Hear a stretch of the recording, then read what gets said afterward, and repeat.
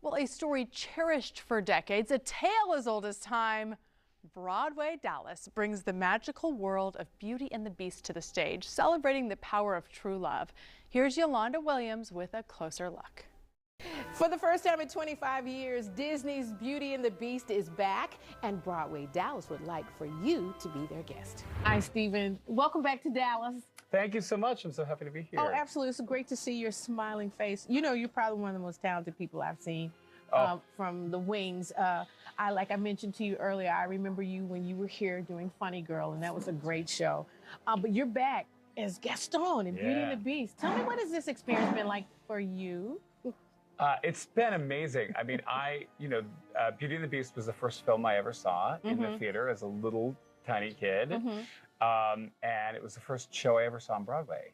So to get to do it, I saw the original production in 1994 with my family. And that was the first trip. We used to take a trip to New York City every year and see like a bunch of Broadway shows every October, November. I used to do the same. Yeah, and it was the first Broadway show I ever saw. So it's sort of this show for me kicked off a lifelong love of Broadway and a love of theater. So it's really special to be getting to do it for Disney and be able to do it at this level and do it in a great place like Dallas. Tell me, when you see the audience and the reaction, and we're talking about grown people as well as the children, how does that make you feel? It's so rewarding, because like I said, it's a tough show and it requires a lot of us. I think everybody in this show is constantly putting 110% of themselves on that stage.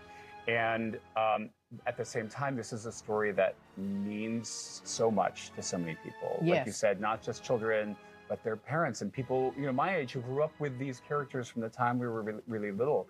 These characters, the story has been with us our whole lives. Right. And so to see the love and the excitement in the audience when we come out for curtain call at the end of the show, just never fails to make me emotional and make me really appreciate being able to tell the story.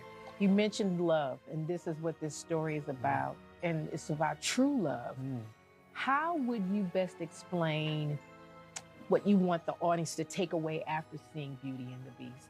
That's a great question. I mean, I think that it's a story about love versus fear, really. You have somebody like Belle who learns to love the Beast despite all their differences. Right. You have the Beast who learns to love Belle in return. You have somebody like Gaston who is really, a character who operates out of fear, and so I think that that's what it's about for me. And it's also about redemption, and it's about finding commonalities with people who at first glance we don't have anything in common with. And I think that that's a story the world really needs right now. And I'm glad that you're here, and I'm glad that you said that too.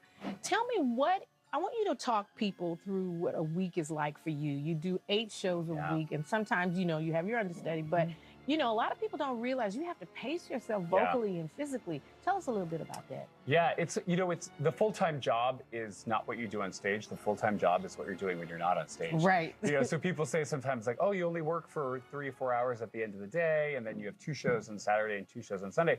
But all day long, you're really having to monitor your energy and monitor your voice and monitor your body and go to the gym and warm up and do all those things so that those few hours on stage. And this show it's a really big show. It's a really intense show. It's a really big show.